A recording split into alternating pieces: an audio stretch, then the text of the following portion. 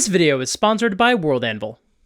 I've got a video series on this channel where I show you the many methods you can use to create a D&D character, using different aspects of the game as your starting point. And today we're going to take a look at what it's like to start with a piece of art, and use that as inspiration for a brand new character. Because now that the monster manual is out and we have the full set of core rulebooks for D&D 2024, I expect a lot of folks are going to be making new characters for new campaigns. So this seems like a good chance to show you how you can take a visual and use that as a jumping off point for a brand new PC. If you like this video, consider popping over to my Discord server. We've got a bunch of awesome people over there, and you could be one of them. I mean, let's be honest, if you're watching this video, you're already an awesome person. I just think you should come on over and hang out with some other awesome people who are maybe almost as awesome as you are. Now, first things first, there's no rules for what kind of art you can use as inspiration. I mean, I try to avoid AI art, which unfortunately means I can't really use my typical method, which is finding cool art on Pinterest. That used to be a great way to find art from other D&D supplements and third-party products and other fantasy games and some people's original characters. But now it is just choked with AI slop and it sucks. But fortunately, all I'm looking for is any piece of art that speaks to me, and there's a lot of great art in the New Player's Handbook. In fact, I made a whole other video about how much I like all the art in the New Player's Handbook. But for the purpose of this exercise, I also want art that gives me a lot of suggestions for what to do with the character, but doesn't make all my choices for me. For example, I love this white-scaled Dragonborn. He looks like a badass. But the goal of this exercise is to see how a piece of art inspires us to make a character. But this guy, we know who he's supposed to be. He's a white Dragonborn Path of the Zealot Barbarian. That's it. Very straightforward, not a ton to work with there. Even this image of the Tiefling Sorcerer gives us more to work with, but we still know she's supposed to be a sorcerer. All we do is roll stats and come up with a backstory and a subclass. And there's nothing wrong with that, by the way. I had a few friends who were inspired to make druids specifically because of the druid art from the 2014 Player's Handbook. And you can take some of these pieces of art and use them as inspiration for a new character. Like, this could totally be a wizard or a warlock or even a bard. But to really show you how you can get a lot of mileage out of just a piece of art, I want an image that doesn't have such a clear description attached to it. But that's kind of the case with most of the art in this book. A lot of these pieces are labeled with the class of the character. And that's not a bad thing. Honestly, maybe I'll make a future video where I make a character based on one of these labeled pieces of art. And by the way, if I do, it'll be about this guy, the halfling warlock casting Witchbolt. I love him. I love his whole little Halloween Town vibe.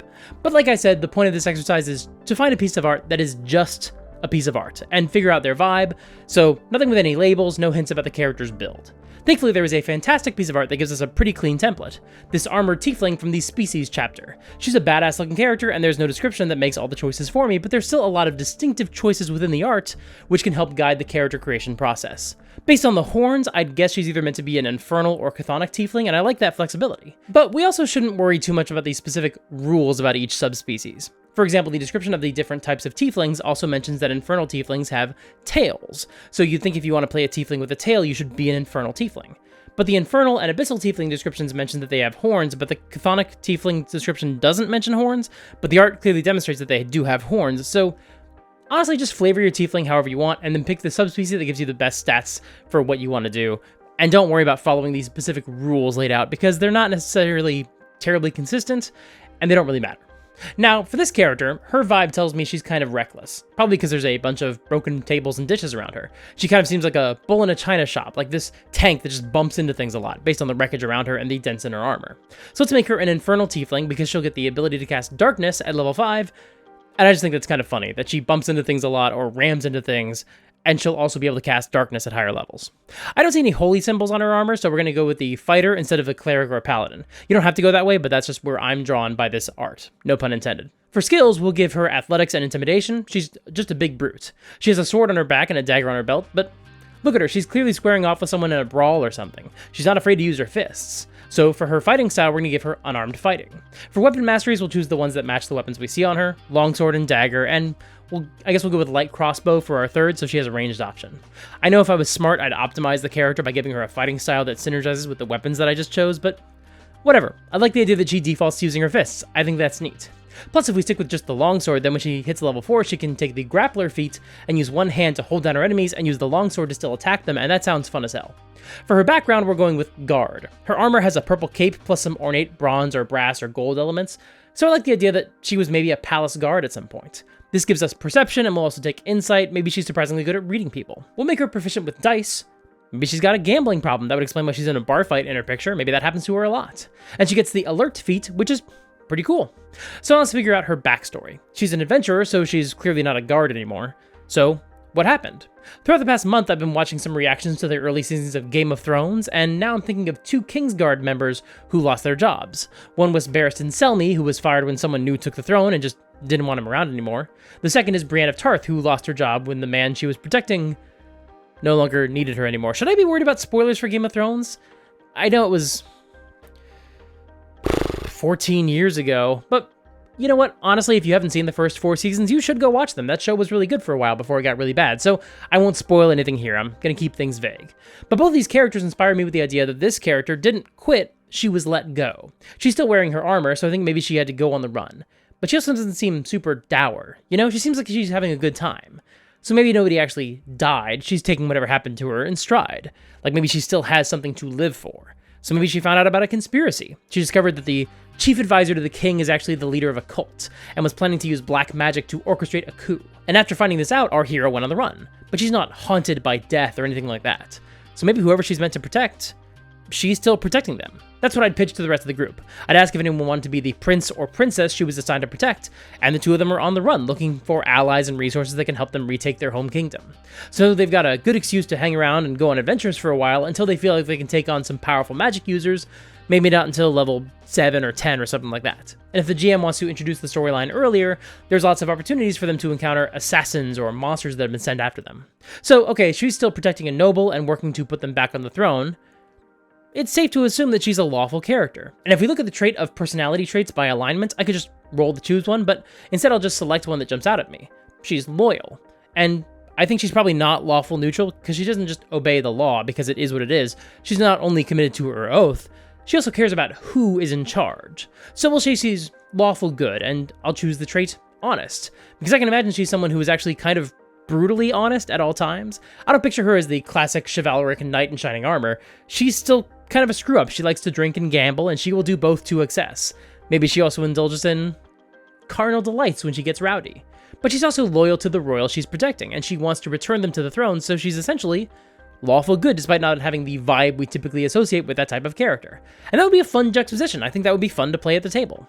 Now it's time to decide on her stats, and we'll roll because she wasn't designed to be the best at everything. She was just in the right place at the right time to be heroic, and so I don't need her to have incredible stats. She can be flawed, and it still serves the character well. It still works with the premise. So I rolled, and I got a lot of average results, but I got a 17, which I can boost up to a 19 for strength. She's got decent constitution and decent wisdom. That should be enough for this character. I'm pretty happy with this.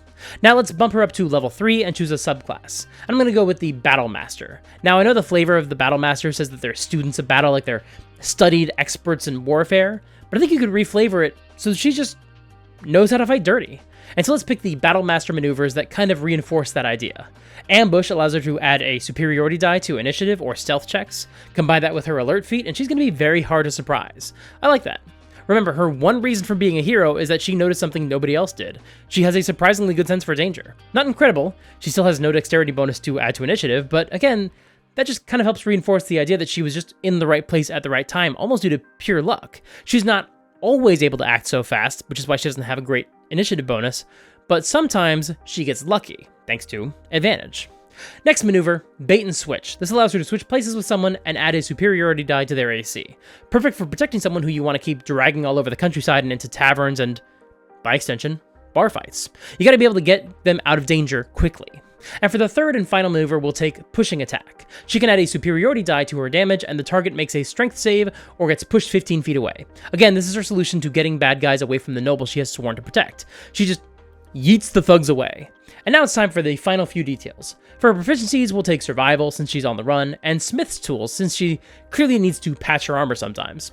Speaking of armor, technically at this level she can't get plate mail, which is a shame, but maybe I could convince my GM to treat my chainmail as plate mail for flavor purposes, but it's so dinged up at this point, it's so damaged and basically disused, that it only offers the same protection as chainmail does. So she'll need to replace that at some point. And finally, she needs a name. 5.5 doesn't offer name suggestions anymore in each category of the species, and that kind of sucks. And I've never been wild about the idea of virtue names for tieflings anyway. That was a part of the 2014 Player's Handbook that I just sort of ignored most of the time. So I'm just going to go with a human name that I like. As inspiration, I looked up fictional security guards, and I got a very incomplete list on Wikipedia. After all, it doesn't even include Paul Blart, so clearly someone needs to update those records. But one of the results was David Dunn, which is the character from one of my all-time favorite films, Unbreakable. I looked up his character's wife's name, the name of Robin Wright's character in the film, and it's Audrey. I googled the name meaning, and it means noble strength. That's actually kind of perfect. I'd love a last name that captures some of her heritage. If we're referencing Game of Thrones again, maybe we can borrow the idea that, you know how bastards are saddled with regional last names like Snow and Sand? Maybe as a tiefling, she could have been given a surname to make sure she was marked with a name that identified her as a hellspawn. So we'll go with the classic adjective-noun approach to a D&D surname. Audrey Devil's Breath, Audrey Ironhoof, Audrey Sulfur Song. I don't know, none of those are really working for me. So I went to the random name generator online, and immediately I got a tiefling with the last name Ashvale. I could steal that for sure. Audrey Ashvale, that's perfect. And that's our character. Now, thankfully, because of this approach, I don't have to track down any art that matches this character. I can just take this image and drop it in wherever I need to. And by the way, did you know that if you play your game through today's sponsor, World Anvil, you can actually upload a character portrait to their interactive maps feature? Typically, we use this feature to upload a world map and drop in locations and link them to articles. But your game master could also do this with an image. You can upload an image of this character and then mark points on the character image to fill in the backstory for specific items or elements of the character. After all, World Anvil allows you to create articles for NPCs, magic items, monsters, and more. So if you want to say, this scratch is from escaping from the palace, this sword is actually an enchanted flame-tongue blade, and this cape was a gift from her mother, you could make articles for each item and tie them into specific events or characters, like an article for Audrey's mother or a page for the battle at the palace. Additionally, World Anvil has a whole bunch of robust digital features for playing your game. So if you and your friends all find character art you like, you can upload them onto the website, and then your GM can use a whole suite of digital tools to run their game through the site. And if you visit worldanvil.com/supergeekmike and use the promo code SUPERGEEK at checkout, you can save 51% off of any annual membership. Once again, that's worldanvil.com/supergeekmike and use the promo code SUPERGEEK. Thanks so much to World Anvil for sponsoring this video. Before we wrap up here today, I want to say that I made a bonus video on my Patreon all about the art in the player's handbook. Specifically, okay, do you remember back at the end of last year when there was that weird drama about Elon Musk taking a shot at the folks at Wizards of the Coast for some bullshit reason? Well, back when I was considering making a video about that, I wound up taking a little tour of that sort of right-wing corner of D&D Twitter, and I found a claim that I haven't been able to get out of my head. The claim that there are only 17 pieces of art of white guys in the new player's handbook. And since I was making this video all about art in the book, I went ahead and checked that person's work, and I found my findings to be pretty interesting, so I made a video about that, but I'm not going to make that video available here on the main channel. It's going to be a Patreon exclusive. I think you're making a mistake. Hi, Odwick. Okay, so you don't think I should make that video? Of course you should, and you should upload it to the main channel. No. Start some drama. No, absolutely not. Look, let's be honest. Given how my videos have been performing, I probably should post some controversial video to get my views up. But I'm not interested in starting Twitter drama with anyone or being a YouTube drama channel or whatever. I don't even want to name the influencer who originated this claim, because that's how uninterested I am in getting into some idiotic flame war with someone who, as you can guess, is probably just not on the same page as me about some pretty foundational stuff. But that being said, while I was making this video and going through all the art in the player's handbook, I couldn't help myself. I counted. And I made a video about my results, and you can watch it on my Patreon right now or by becoming a YouTube member. It is absolutely not the type of thing you need to watch. The whole topic is very, very stupid, but if you're at all curious, that video is linked in the description. You can go check it out there. You're no fun. Thanks for watching. We've got more videos coming out. Should be pretty much back on schedule as of next week. There should be a video coming out Monday and a Demystified video coming out on Thursday. Remember that series? I do. I used to make that video series, and I'm back. Very soon I will be back. So in the meantime, make sure to do all the YouTube things, like, comment, subscribe, ring the bell, join the Discord, check out the newsletter, all that stuff. And click here to check out my video about escapism in D&D and on my channel in general. Until next time, play fair and have fun.